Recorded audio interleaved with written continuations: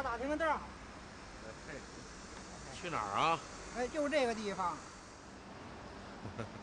为找这个地方可费了大劲了，问谁谁不知道。我也不知道，要不然你找个警察问问。哎，大哥，请留步。我今儿是给客户送礼，但没找着人。哦，给人家送礼，哎，没找着人。对对对，想把这货卖给我是吧？哎，对对对对，哎、省得我往回拉了。嗯，正宗的名牌笔记本电脑，市场价1万多，您给2000，咱还有商量。啊，这好事怎么都让我赶上了？货在哪儿呢？哎，在我车里。哦，您看一眼。就这个。这个啊。哦。嗯哼，对，就在街上呢啊。你赶快把钱送来啊，挺着急的。嘿，好好好。我们家离这儿特近，一会儿把钱就给你送了。哎，好好好，您收我这电脑绝对值，1万多的东西，您花1000多就买了，多合适啊！本来我出来是买菜，这回家抱回电脑去，我媳妇儿不定怎么夸我。对对对。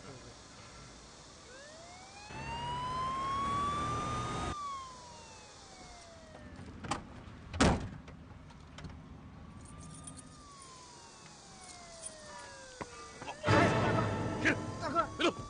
过时的骗术你还跟我使着，你真是大哥！玩的！哼，我就知道得把你们给逗乐了。本来我出去是买趟菜，你还巧了，你还顺便逮一骗子。我们大家笑的是为什么这个骗子会看上你了？就是，多新鲜呢！那骗子找对象也得有标准。对呀，为什么就光看见咱们凤舞哥了呢？嘿，我说你什么意思？你们是不是平时看着我特傻呀？车准备好了吗？哎，好了。保安到位了没有？哎，都在门口坐着，装车就成了。你门口等着。哎。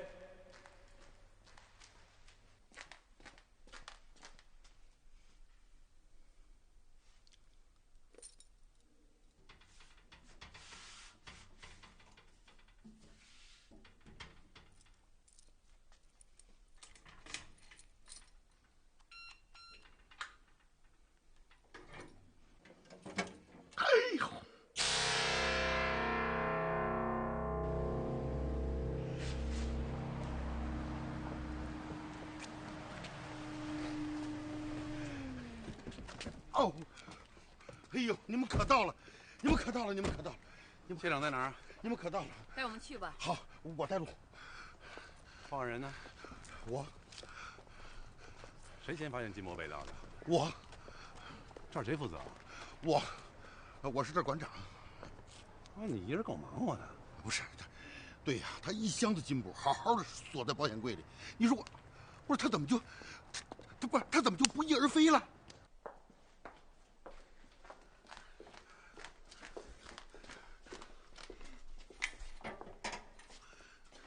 金箔就放在这里，不翼而飞了。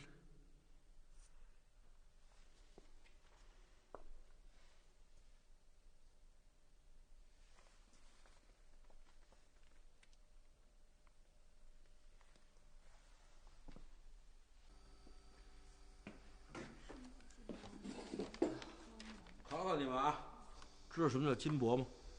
金箔，反正是金的呗。什么模样啊？哟，那倒还真说不好啊。连这都不知道？唐僧西天取经用那饭碗就是金箔，什么意思啊？说不倒，唐僧用那饭碗不是金箔，有《西游记》为证啊。那个金箔跟这金箔两码事儿。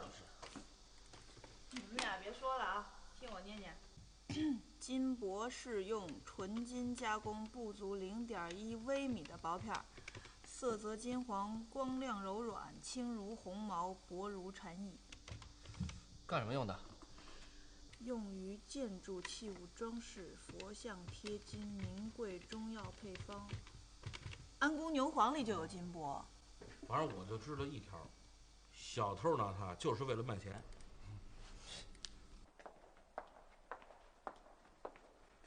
从保险柜上提取了多枚指纹。奇怪，一个保险柜上怎么有那么多指纹啊？太奇怪了。保险柜完好无损，门窗未见攀爬撬痕，现场也没有发现可疑的足迹，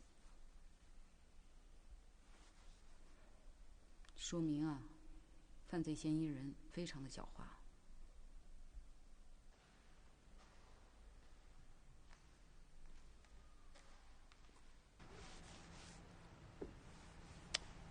哎，你说咱单位儿，他怎么就摊上这种事儿了？全乱套了。什么值钱丢什么。我瞧老刘这官啊，悬。哎，老潘，要是把老刘撤了，我们选你当头，是吧，小梅？得了吧啊！刘馆长最大的本事啊，就是陪领导喝酒。老潘他行吗？哎，不行不行，我看着酒瓶子就晕。反正现在啊，一时半会儿也破不了案，还不如通通放假回家呢。哟，真美的你！我说你们俩怎么还能笑得出来啊？这个大盗贼要是找不着，咱们内部职工有一个算一个，通通有嫌疑。你说烦不烦呢？啊？哎，干嘛？你把金箔被盗的经过好好回忆一下，对，详详细细跟我们说一下，别落下任何细节。哎，好。今天早上一上班我就觉得不对劲儿。怎么不对劲儿？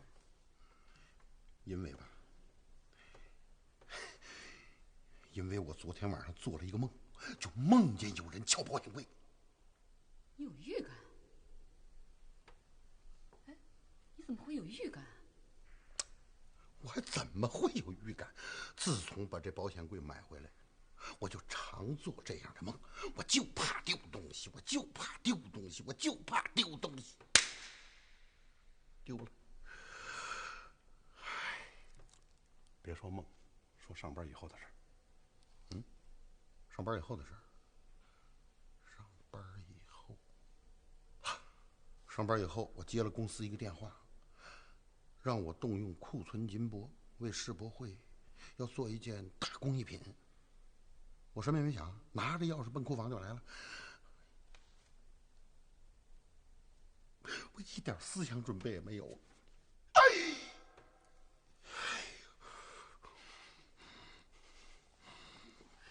你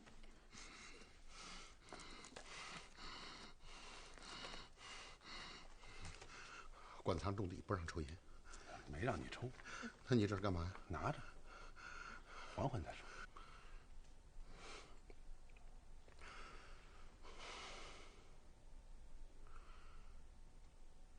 我来到5号保险柜前，我伸手摸了摸柜子，我又摸了摸锁。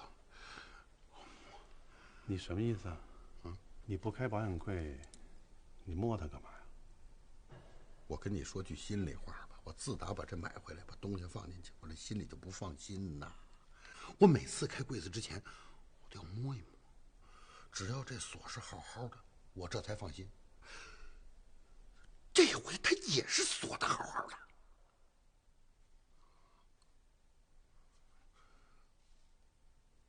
我把柜子一打开，满满一箱子金箔，不翼而飞了，不翼而飞了。有什么问题？问吧。这保险柜有几套钥匙？分别都由谁保管？2套钥匙，都由我管理。不过其中1套钥匙，备用那套丢了。丢了？丢了。什么时候丢的？丢的，反正是丢了。这不，反正不到半年，因为这保险柜买回来，它也才半年。这保险柜买回来之前，你们管理贵重物品都放在什么地方？原来这些贵重物品呢，都存在几只破箱子里头。我这就不安全呐！这不我3番5次打报告，好不容易把这批保险柜这才买回来，这几保险柜买回来以后，就把这些珍品一件一件一件全挪到柜子里去，最数这箱子金箔值钱。巧不巧？你说，搁到破箱子里没丢，搁保险柜里丢了，不翼而飞。怎么就能不翼而飞呢？你说，不翼而飞。从现在开始，你留在博物馆，尽量跟他们打成一片，啊，注意监视每一个人。怎么样？我配合你的行动还行吧？是什么意思啊？你给他香烟，不就是想要上头的指纹吗？对一个每天都摸保险柜的人，用得着这个吗？我哪有这意思啊？你是说保险柜上的多枚指纹是一个人的？有这可能啊？你真的相信刘馆长说的，每天都要把那个保险柜摸一遍？他是最怕丢东西的人，知道吗？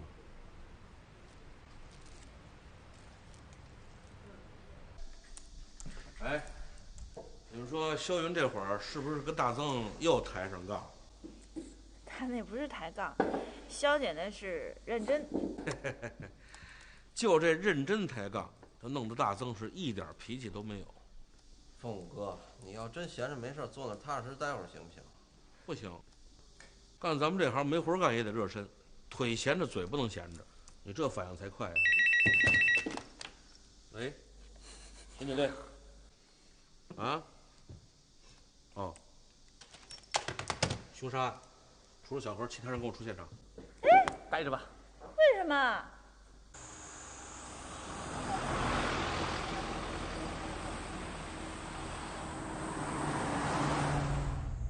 根据报案的线索，我们掌握的情况来看啊，这个死者的身份不详，高矮胖瘦、年龄大小不详，是男是女也不知道。嗨，这案子报的太不清楚了吧？清楚不了，发现的时候就是一口袋无头碎尸，作案手段极其残忍。就在南郊，啊，南郊那小河边上是弃尸现场。估计到那儿就没路了。哪儿那么多怪话呢？一干活就叫苦，你这是老毛病了。行了，有什么话回队里说啊。我同意你的意见。刘馆长嫌疑最大，是一个很会伪装的嫌疑人。哎，你先等会儿，我是这意见吗？聊天呢。哎，警察可忙活半天了啊，也不知道查出来什么没有。哎，管他呢。哎，刘馆长来了。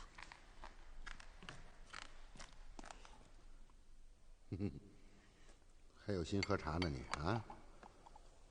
老潘、小戴，还有你。警察要找你们谈话，谁都别想跑。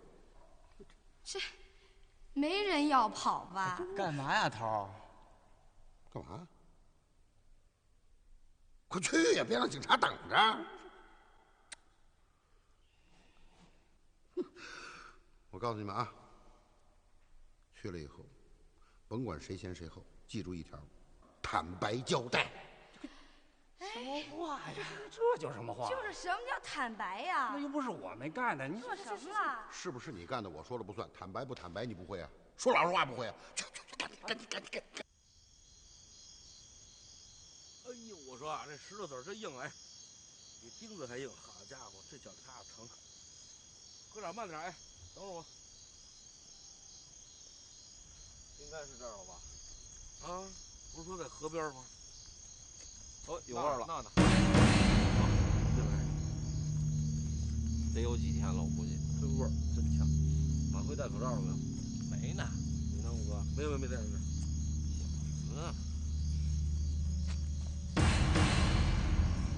哎，马辉，注意保护现场，干活吧。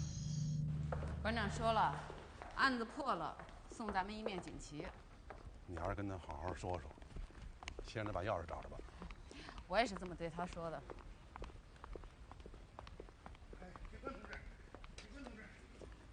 官同志，警官同志，肖警官，我不姓肖。好，李警官。我这一着急我就弄拧了。没关系，说事。还有一个事儿得跟你汇报，这个保险柜的钥匙还有一个人知道。别急，慢慢跟我们说。这人叫方维，他是我们这儿管理员，知道吧？他呢工作比较仔细，是吧？这保险柜买回来没几天呢，我就觉得2串钥匙都搁到我身上，万一我弄忘了怎么办？我就把其中一套交给了他。我这个他为的是什么呢？为的是万一将来我有个糊涂，我得留个备份，不是吗？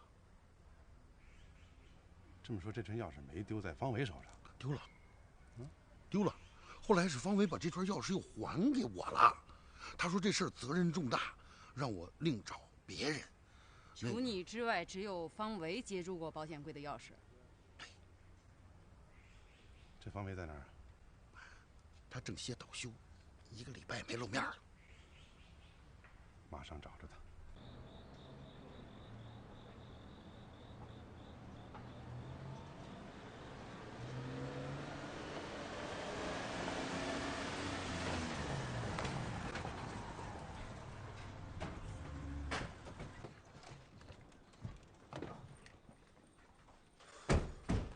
晚会啊，我估计你啊今儿吃不下饭去。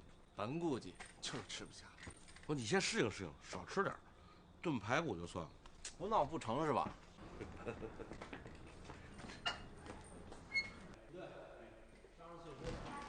河边不是第一作案现场，被害人是在别处被肢解后抛尸在河边的。经过法医初步鉴定呢，是具男尸，年龄大致在7、8岁左右，无头。对，尸体没有脑袋。我们在附近没有找到，马辉呢下河摸了半天也没摸着。现场地处极为僻静，交通很不便，所以我估计外来人员作案的可能性很小。对，肯定是当地人害当地人，我跟杨子都这么认为。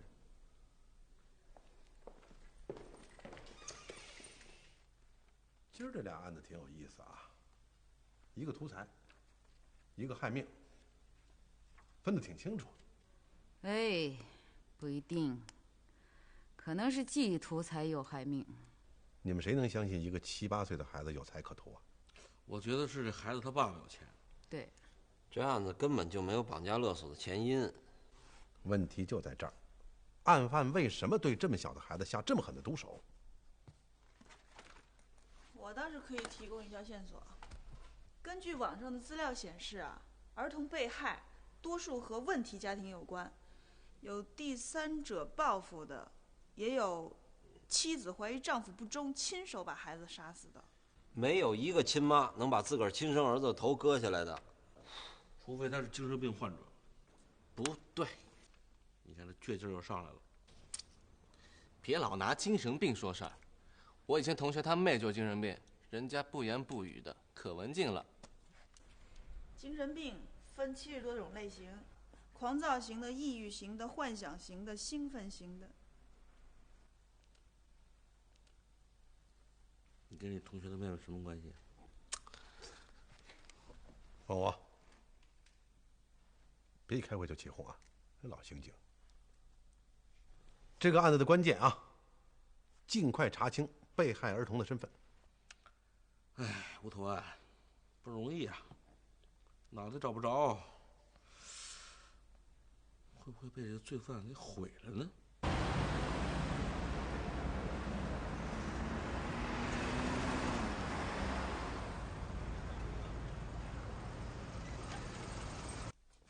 说说金博那案子。纪检显示啊，保险柜上几十枚指纹都是刘馆长一个人的。嘿，这倒是很大程度上排除了他是嫌疑犯了。你想想啊，监守自盗哪有这么笨的？目前啊，那个叫方维的可疑性比较大。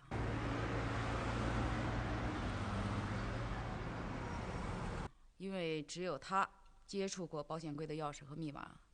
虽然钥匙现在还回来了，但是一借一还这中间还是有时间配置钥匙的。关键是这个人有没有作案时间？我回来了。情况怎么样？走访方位的邻居和朋友都说有1个星期没见过他了，方维送到洗衣店的衣服也一直未取，给人的印象像是出了远门。协赃潜逃了？方维的媳妇儿整天忙事业，早出晚归。是够晚的，都这时候了还不回家呢。女经理嘛。哎，难道这两口子一块回来了？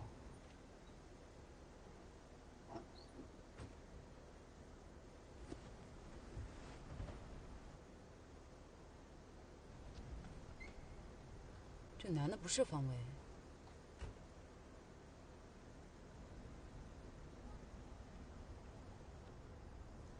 你想说什么？哎，警察又来了啊！哎，比咱们上班来的还早呢。案子没有破，他能不来吗？也不知道这嫌疑犯找到没。开会，开会，开会，开会！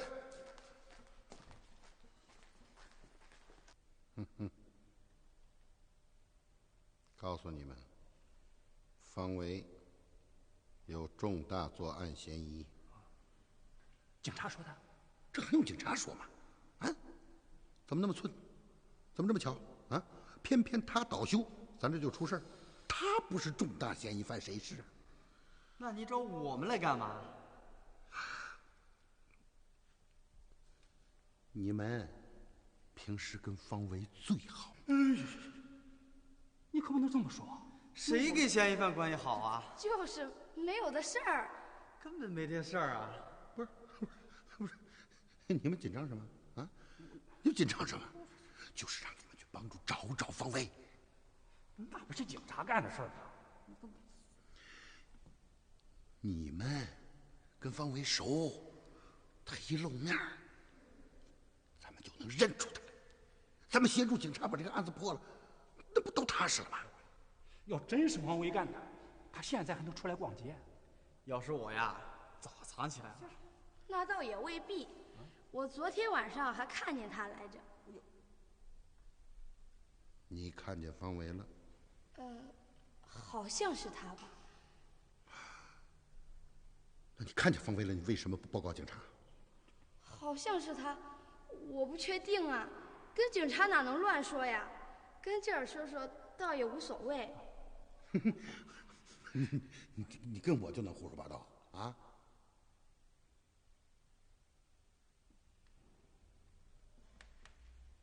你到底看到了方维没有？我就是拿不准嘛。不是，你拿不准，你怎么能胡说呢？你怎么能胡说八道呢？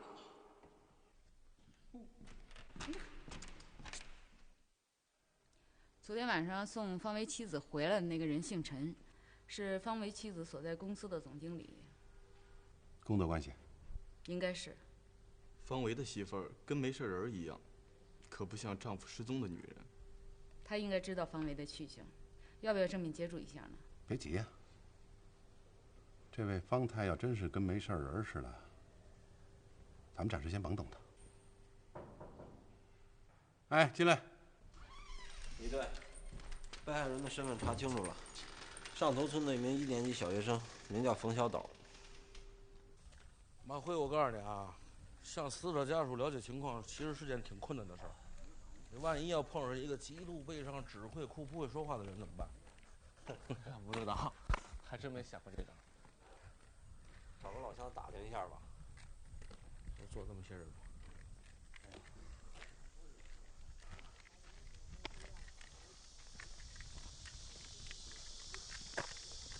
老乡，老家跟您打听个人呢。啊，冯小岛家怎么走啊？哎呦，不好找，我领你们去去吧。哎，谢谢您了。谢谢您。应当的，冯家出了这么大的事儿，乡里乡亲呢，能帮啥就帮啥。您这边走。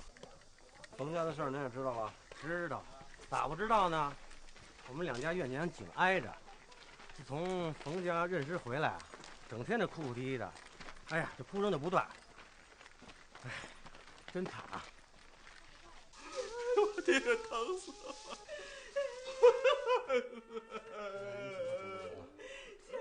来，您请坐。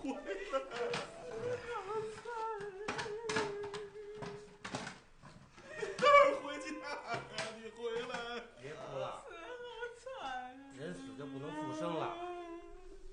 这样啊，为了早日能抓到凶手呢，咱们先谈一谈，好不好？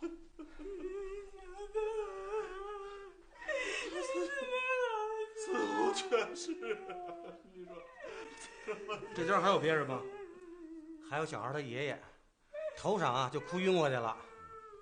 得了，别哭了啊！是个娃子。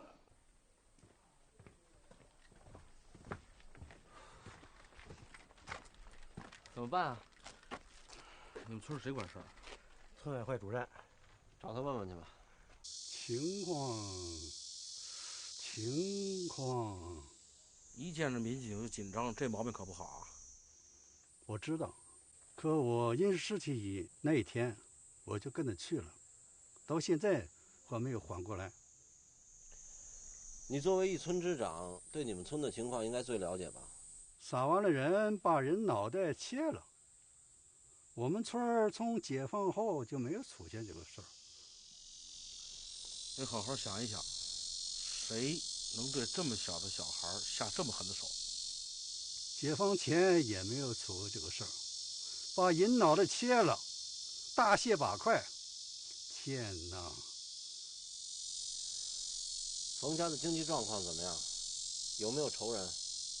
我们村儿100年都没出过问题，吓死人了。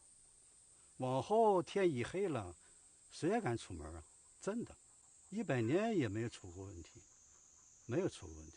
这位吓糊涂了。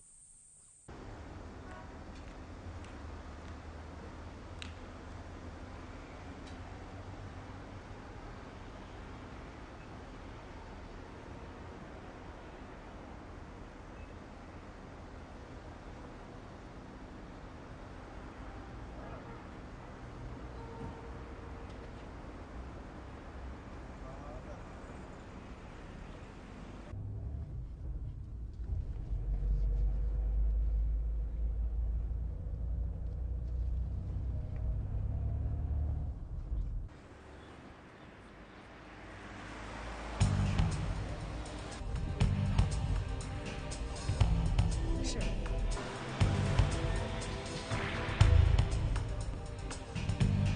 帮我查一下一个红色的捷达，车号是平 A34771。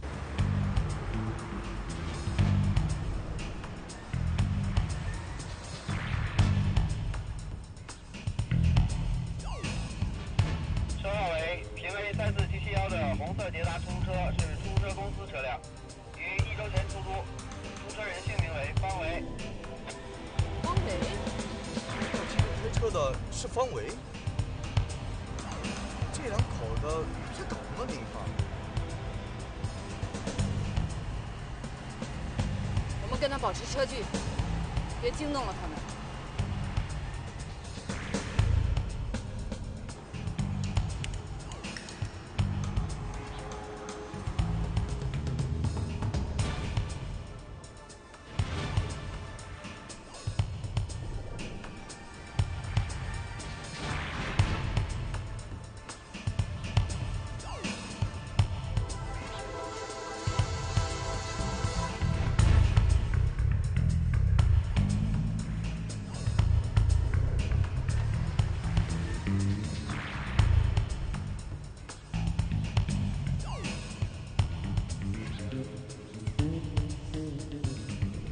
方维，请跟我们走一趟。方维，男，32岁，本市人口，职业工艺品收藏馆科员。还没问你呢，自己就说上了。这一套是法定程序，地球人都知道。方维，你可真难找啊！哼，我不知道你们在找我，如果知道，我早就来了。当然了，我现在说这个，你们可能不相信呢。知道为什么传唤你吗？不知道。收藏馆发生重大盗窃案，金箔被盗了。什么？你再说一遍。你们馆保险柜里的金箔被盗了。什么时间？星期三，正在你休假的时候。不对，金箔应该早就丢了。我知道是谁干的，说下去。没想到他真的敢偷。谁呀？谁偷了金箔？刘馆长。刘馆长，我亲眼看见的。老辉，你看，这无头碎尸案的所有线索，按逻辑一排列下来，特征特明显吧？嗯，好像是。孩子的父母根本没有受到敲诈，这说明不是绑架撕票啊！再加上他作案手段残忍，我觉得肯定是报复性仇杀。谁会跟一个7岁的孩子有仇啊？哎呀，跟他父母有仇，跟谁家有仇就让谁家断子绝孙，这不是咱们农村最古老的报复方式吗？有道理。所以呀，本案的凶手应该从跟死者有新仇旧恨的这个范围中去查，是不是？哎，你们说我分析的是不是特精辟啊？怎么？哎，再拿那电脑给算算，凶手把头藏哪儿了？尸首分离的目的何在啊？那可不是我的事儿啊，我只是一个内勤人员。哦，剩下的事儿你们自己做吧。内勤人员。说说，你是怎么看见的？半个月前的一天夜里头，我看见刘馆长一个人摸进了收藏馆。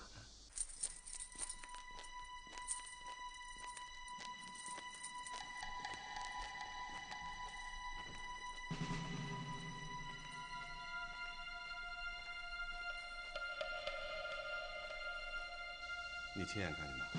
没错，我看见刘馆长打开了保险柜，在里头搬弄什么。后来呢？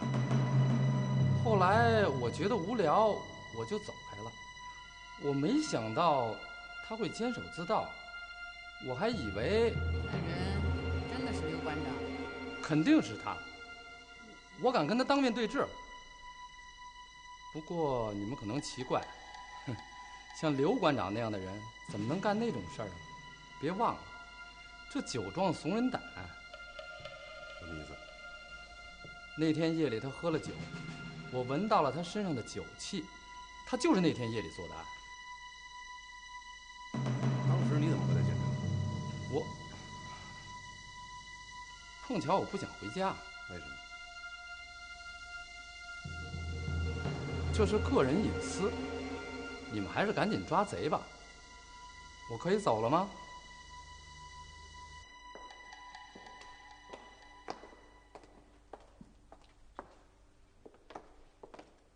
又在想什么？酒。酒？这人喝多了酒以后都会什么样啊？你相信方维的话吗？不知道。不知道说这么痛快，这可不是你的作风啊。咱们去会会刘馆长。看来你还是不相信方维的举报。何以见得？如果举报可信，应该传唤嫌疑人。我不想让这个嫌疑人有思想准备。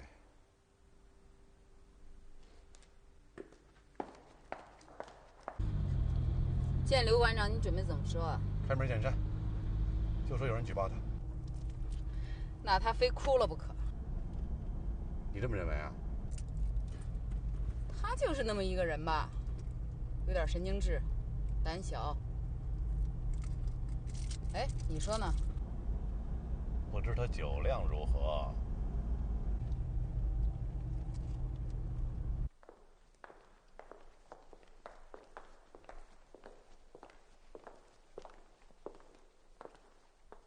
二位来了。刘馆长呢？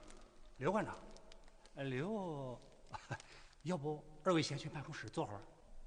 怎么着？他不在啊？不，这个不瞒二位，刘馆长参加招待会回来，正休息呢。哎，我这就叫他去。他喝酒了？那当然，招待会嘛，又是领导，这又是客户，哪能不陪着喝呢？我们就这儿等他。哎，那好。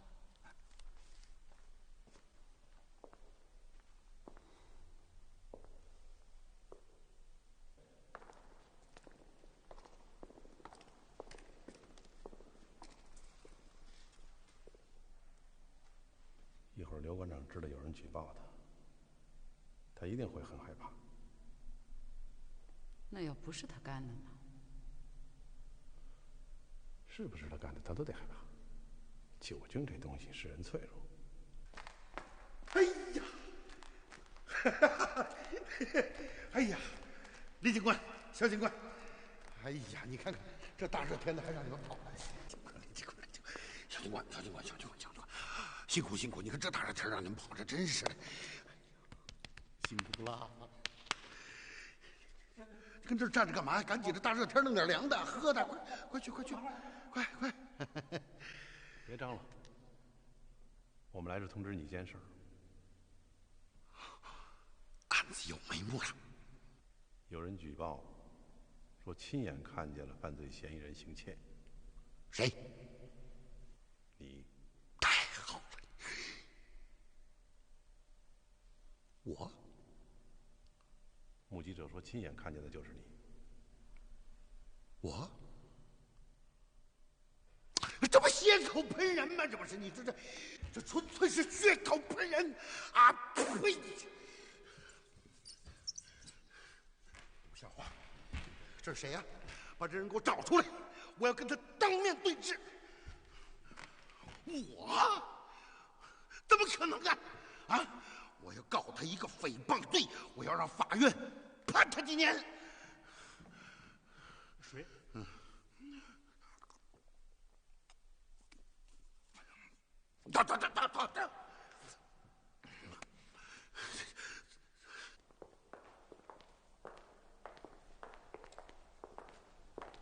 是不是他干的，他都会非常的害怕。看来我是低估了酒精的作用。咱们的思路没错，看来这不是一起绑架撕票案。歹徒把孩子弄走以后，没提任何条件就把人给杀了，不图财，直接害命。通过凶手作案的手段来看呢，他一定和冯家有深仇大恨。没错，凶手一定有一个固定的秘密场所，也就是杀人分尸的第一现场。而且依我看，凶手家里人口不多，很有可能是单门独户，年轻，性情暴躁，最有可能的是干过粗仔。那还有呢？还有就该说是谁了，你知道吗？哎，还是往开了想吧。咱们这日子不是还得过不是？回头呢，我给你端一屉豆包来。这不吃不喝的也不行啊。好吧，别太哭了啊。哎，哟，办案的来了，我得回啊。哎，别走，钟勋。我这时候心里乱，听说都不好使了，你可别走啊！哎，别太伤心了。你们可要给小豆包整了！快别这样，人家为这事儿来的。哎呀，坐。哎呀，听明白没有？问谁跟你们家有仇？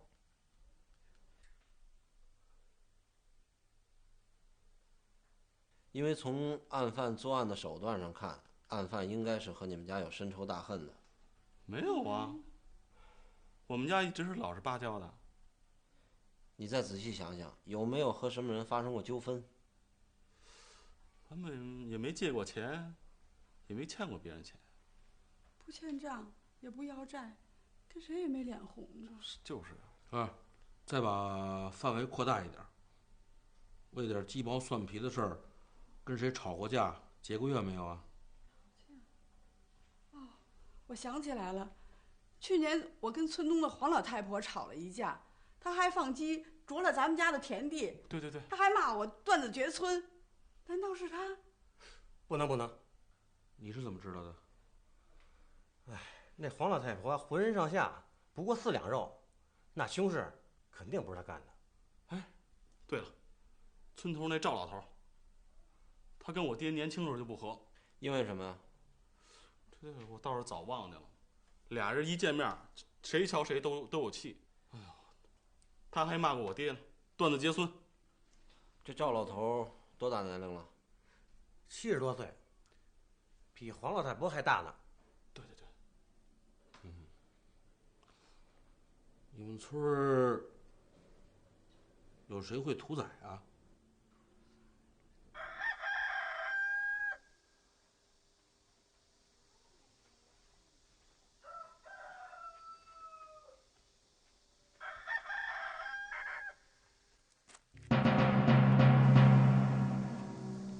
你们怎么还问这事儿啊？我跟你们说过了，金箔被盗是刘馆长干的，你们找他去。我们就想找你。我跟这事儿一点关系都没有，真的，你们应该相信我呀。说说让我们信你的理由。我在家休假。那为什么连你的朋友都找不着你？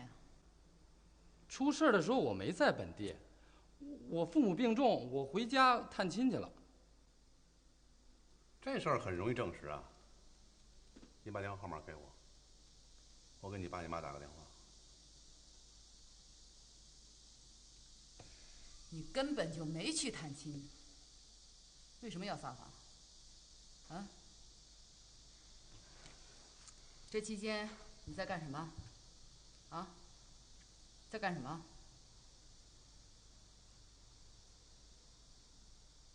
我跟你说啊，跟警察死扛没用，这个地球人也都知道。